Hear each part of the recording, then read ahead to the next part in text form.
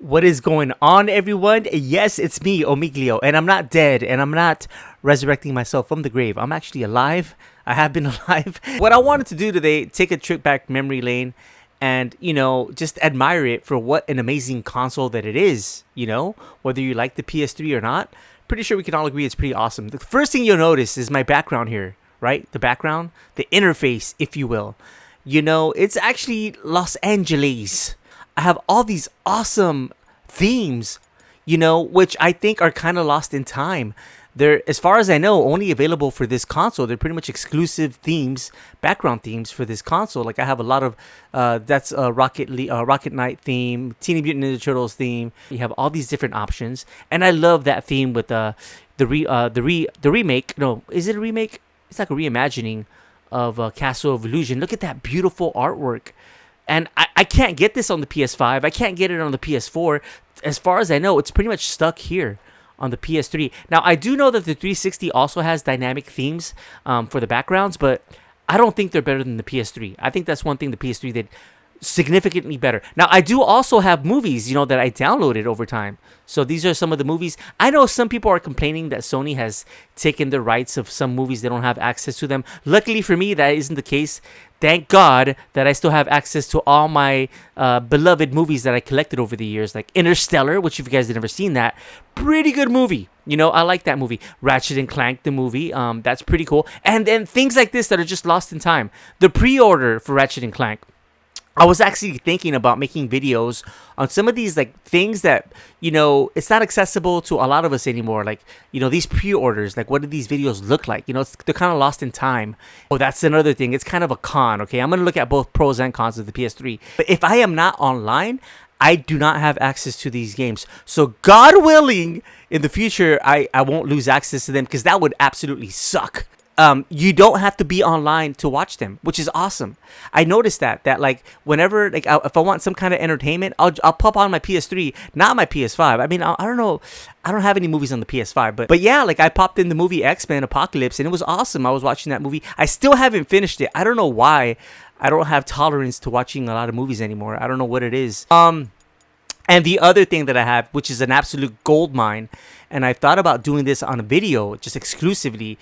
I have like behind the scenes stuff, production of Dante's Inferno. Dante Inferno is a game that came out, I want to say 2011, something like that. Could have been 2009. And it's very similar to God of War, like a hack and slash times a game of that era. So it's very similar to that, but it's more like from a Christian point of view. It talks about the 7 deadly sins. It's an amazing game. You go to hell, you fight against Lucifer. It's amazing. It's just like God of War. If you like God of War, that hack and slash, why don't we take a little bit of look at some of the gameplay? We're going to look at anger, which is one of the 7 deadly sins according to Christianity. And yeah, let's look at some of this gameplay here. All those things just kind of lead into each other. Start up something else. The main thing is you have a big ass scythe in your hand. We had like a sword first. It just wasn't feeling right. It just felt small and puny. The scythe's the thing here. That's almost the other character in there. The scythe that Dante uses is actually Death's Scythe. It's dark, it's evil, it's punishing, it's sharp. There's actually a lot of different modes you could go in. It could kind of have this sort of straight spear-like mode. It also has what we call sort of the collapse mode, where it's more like a scythe that's just on his wrist. At the beginning, we're all trying to find different things. We actually bought a scythe, farmers, monthly or whatever. So we bought this scythe. As soon as we got the scythe, it's got the little handles like, no, this ain't gonna work. Sometimes you'll come into work and like you'll go to the kitchen to get coffee and there's just like some guy over there like with a broomstick and he's looking at himself in the mirror like doing this or going. So not only punishing everyone with that scythe, the other part of combat is you've got the cross as well. The cross primarily is about stunning, pushing back, holding off enemies to buy yourself time. It never really touches anyone physically. It's more about the power that emanates from it. It's a little bit more about crowd control. I kind of liken it to sort of like the Force in Star Wars. It's really used as a great way to either set up a combo or a way to hold them in place while you then beat the shit out of them with the scythe. We really leave it open to the player whether they want to go sort of all in on the holy powers, whether they want to go all in on the scythe powers, or do a mix of both. There's kind of a reason that Dante's got these 2 weapons, kind of yin and yang, they're dualistic, and that plays out in not just the combat, but in the story as well. That's the whole personality of Dante's Inferno. most important thing to us was making sure that the combat felt awesome. One of the big things that we wanted to do in Dante's Inferno is really have the game run at 60 frames per second. 60 feels free, it feels fluid. 30 feels like you're drunk. I mean, we did some tests, you know, where we took 30 and we took 60. You can totally tell the difference. As soon as you go to 60, you just see the flow, you see the trails, the scythes leaving behind, and just the smoothness to it. It's a visual and a tactile thing. It's how it feels, but 60 frames a second is pretty good. Especially with all the great effects we got going on in the game now. Sassy. By the time you get to anger, you're kicking some ass, but don't get too comfortable, because pretty soon the shit's really gonna go down. Going to anger, which is really combat focused, and you're really going to test your skills in that arena.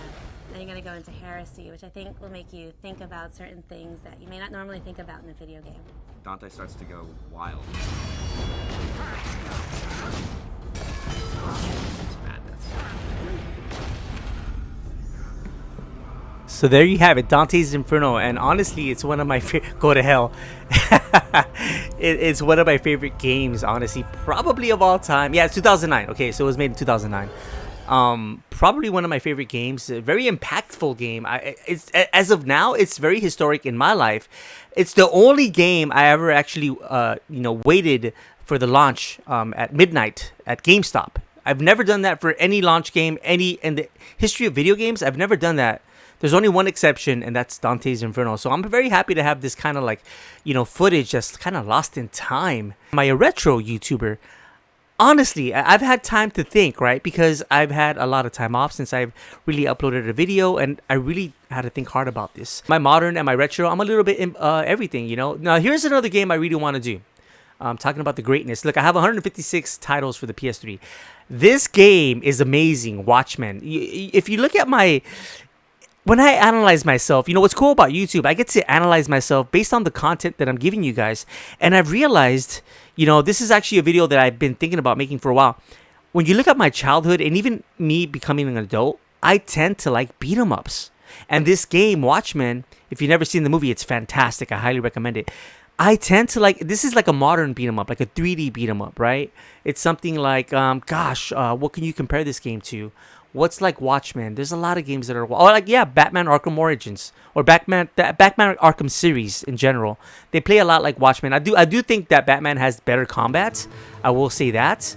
But Watchmen is up there. Of course, I have God of War. There it is. I have some more behind the scenes stuff right here. So there's so much material. Everything from, because I'm a collector and I have access to, giving you guys all this footage, walkthroughs, which is really my passion, okay? I do have to mention that. I don't mind doing top 20s.